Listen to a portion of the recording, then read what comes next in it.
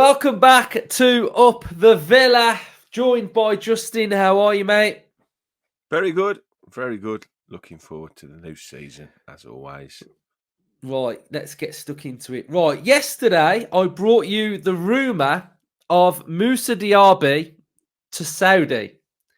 And the more we've seen on social media, the more fans are talking, the more fans are sort of giving their thoughts. I'm going to ask you guys at home one simple question. In the comment section down below, you have to reply with stay or go. So, Moussa Diaby, stay or go. And that is what I want you to reply with in the comment section down below. Justin, what are your thoughts on Moussa Diaby's potential move to Saudi? I'm going to say stay go. There you go. Honestly, it's a bit come out of left field, hasn't it, this one? But I think there does seem to be some legs to this because I don't think it's been reported from one single source or from like a weak outlet. I think there's a little bit of legs to it. Now, whether that's his agent playing a little bit, I don't know, fast and loose with trying to get him a move, or there is genuine interest from Saudi. When you hear a club from Saudi's after your player, then that generally means it's a big money move. It's an interesting one, because of how his season went last year. Started really, really well. We thought, wow, what a player! £50 million record signing. We've spent our money well here, and then he tailed off a little bit, and then he came good, and then he tailed off a little bit, and the eye test would say last season that he didn't do that well. But when you look at statistical wise, he did quite well. He scored, 6 goals and 8 assists, which in your first season in the Premier League, I think that's a pretty good return. And I think at times he was unplayable. Was his consistency there all season? No. But was Leon Bailey's consistency there the season before? No. And can he now go on and attain the levels that Bailey did last season? Then yes, I think he has got that ability. We all can see the ability the lad's got.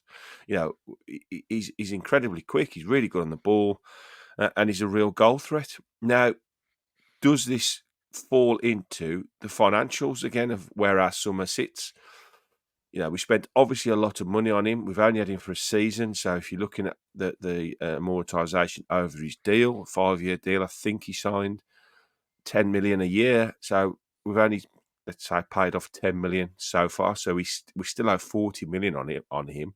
So if we were selling for 60 million, that's only a 20 million profit, isn't it? I think. I'm not perfect on these figures and how it all works, but that's how I roughly see it. So does it make financial sense to sell him at that amount? I don't think so. But we're looking at, we spoke about on the other pod about the amount of depth we've now got in those positions. Is that a reason why we might be looking to sort of move him out now? It's a really interesting one. I don't like it. No. I'm going to be brutally honest. I don't like it. So hopefully I'm hoping that it's not true. Because the reason why I don't like it is because we have heavily invested in Moussa Diaby. We've whatever way you look at it, we've spent near enough our record amount of money on Moussa Diaby for a sustained period of time. And you take away the player and you think, okay, the fee, the money coming in. So say if you're saying, and we're saying that what was reported was 60.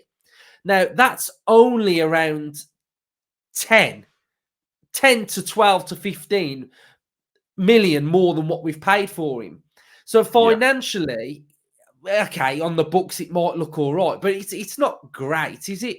And where it would lead me to have some reservations is like on the recruitment side of it. Do you know what I mean? Like we're happy to have someone for say a year. It's maybe gone okay, it's gone well, but we're happy to sort of like scrap it and move on and sign someone better. I'm not Maybe. sure on that side of it works for me. No. I think obviously, if you do sell him for 16 and we're in for, let's say, ballpark figure, we're in for £10 million a year for the next 5 years, for the next 4 years to pay him off, if you like. So it's a bit like buying a car and then just getting rid of it after a year. You then haven't got to finish off your payments because you've basically got rid of it, haven't you? So we have got that freeing up of that amount every year to maybe bring in another player. The only thing I can think of, without knowing anything about it at all, obviously, is just surmising, is that there might be a player out there who we can get, who the manager just thinks is a better option for where we are at right now. And with the Champions League qualification, as we've said before, it opens up whole new avenues of players. There's a whole bracket of players that were previously out of our reach, maybe not financially with our owners, but maybe FFP wise financially, Mhm.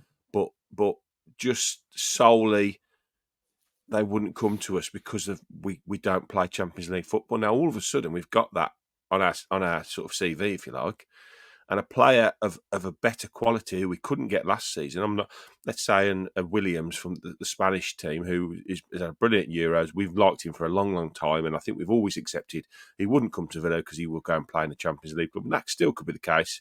A Barca, a Real Madrid, a PSG, they're all sniffing around him. But let's say that's a possibility because of where we are and his links with Unai. Now, if you're saying you can let Diaby go and you can pling a player like that in, I think we just accept it. I think it would be a good deal. I do. That's not to say I think he's been a flop. He hasn't. That's not to say I don't think he can reach higher levels next season. I think he can. And if he stays, then that's great. I'll look forward to seeing him, playing, really well next season and doing even better than he did last season. But if there's a strategic move to be done in the transfer window, and by letting him go for that kind of money allows us to bring that player in, then we do it. We do the deal. Yeah, I I think I think. don't. Sorry, Luke. I'll just finish my thought process off there. That something's just come to me. The only reason I think I would be a little bit disappointed is if he went and we just stuck with what we've got. We've already said on the Philogene episode that we've got quite a lot of depth now on those wings, but he would leave a little bit of a hole with maybe that experience and quality. That's all. Not to say that one of the young kids that we brought in couldn't fill that gap, but it's a little bit more of a push for a 20-year-old that's not played at that level as much as he has to come in and fill the gap. That's it. Yeah, I think what you've said there is good. I mean, you look at sort of when we signed DRB, we'd got aspirations of getting into the Champions League. Now we're in the Champions League. Yeah. Gee, I understand. I understand that, but I just still find it a bit. I don't know. There was a lot of comments that were saying on the episode when we sort of did the rumor that they want him to stay, and then some were saying that he's flopped. And I just think No, I that don't think he word. has now. I just think that word, like he's far from a flop. Like he had a good season. So It's harsh, yeah. I yeah, think and, they and only I think. think I think people only say that because of the transfer fee. If it had been 18 million, no one would have said he would have flopped. Everyone would have said, "Wow, he's done really well."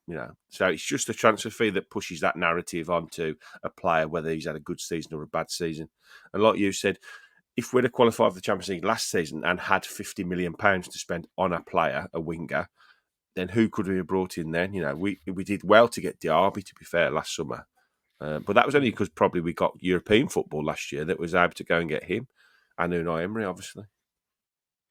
yeah. So let's think hypothetically then. Okay, so we'll have two. We'll have two scenarios, right?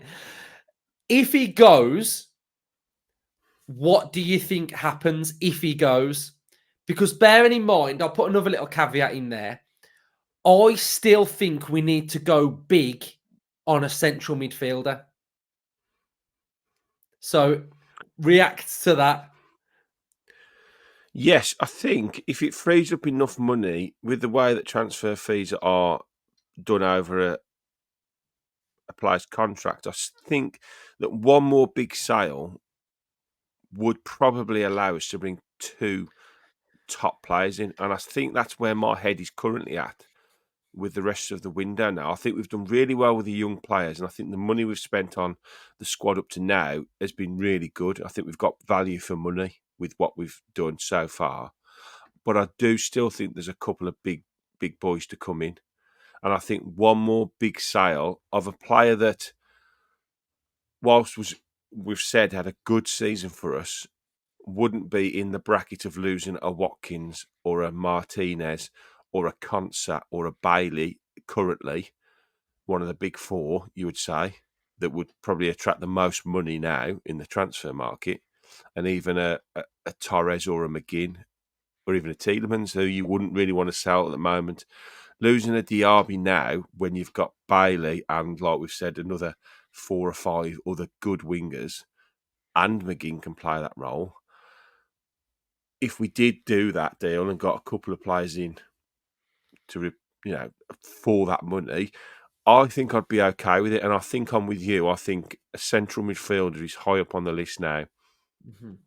And I think another winger. And I think the only other big deal to be done then is get as much money as we can for Duran and replace that second striker role. But if you said to me now, and I'm going to throw a real curveball at you, that Diaby goes, but it would allow Jack to come back, Oh God. I think I'd do it. That's going to throw the cat amongst the pigeons, isn't it? Look at your face. Look at your face. Because, and I tell you why, I'll give you this while you're thinking about my curveball. We haven't got a player that does what Jack can do. No, we haven't. And I think we haven't. if you throw him into our squad now, yeah. and I'm not obsessed with Jack Grealish. I'm not. If he never plays for us again, I have made my peace with that. I love Jack. I love what he did for us. I'll throw this in now before everyone hammers me in the comment section. I am purely saying to throw a player of his quality in, if you could get him back anywhere near his best. Mm-hmm. And I think given what he's been through at City and he hasn't played much, given he was left out of the England squad for the Euros, which would be a huge kick in the bits for him, especially if they go on and win it, then I think he's in a position in his career where he'll want to prove a lot of people wrong. So could it be the time to do that deal? And if it's not financially viable, I've said this all along, it wouldn't be a money, no object signing for me. It would be if the money was right, would he currently add quality and that dynamic and that type of player we currently don't possess in our squad? There you go, Luke. Right. Sort that one out. We've done an episode on Grealish, and we both said we'd have him back. Like in the right I would have, and to fit our system, how we play, he would be absolutely brilliant. But right, here's my but now. Right, here we go. We are fast approaching the middle of July. Right. Yeah. So it's the middle of July. Season starts in about a month's time. I think there's other positions that really need addressing. Yeah. Before we got to Grealish, I mean, let's put this graphic back up on the screen, right? Grealish goes on the left, right? Look at this left-hand side at the minute, right? And we don't know what's going on with Diaby. Maybe he might go, might stay. But I have got 2 positions where I desperately think need to be strengthened before next season starts. And it is Douglas Luiz's central midfield position and a defender, centre-back / right-back. So we are set up in those 2 positions to go full season. Like, rotate Konsa, goes right-back, centre-back. Defence looks stronger. Yes, we've got Tielemans, McGinn, Barkley, but I need a midfielder in there. So those are 2 positions for me that I think desperately need strengthening. You then get into another position where Duran goes, we need another striker. So I think, I think Grealish there.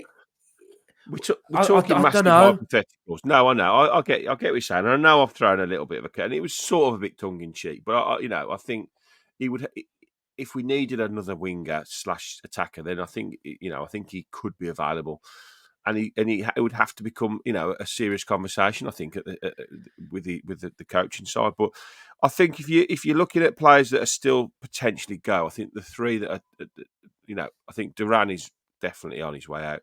I think there's still question marks over Carlos and the other two, which have been risen a few times in this close season, who's Cash and now Diaby. So those four players, if you shipped all out, could bring in a hell of a lot of money. You're looking at 60 for their 45 being mooted for Duran. 20 or 30 for Cash has been sort of spoken about, and maybe 20 odd for Carlos as well. So you're looking at the best part of £150 million. Do you There for think four it's players. start? I think one of the things about Diaby as well is why I'm sort of. I think people can tell I don't want to sell Diaby. Is that? Do you think it starts to give us a bit too much to do, Well, I think we're going into the realms or then not? of.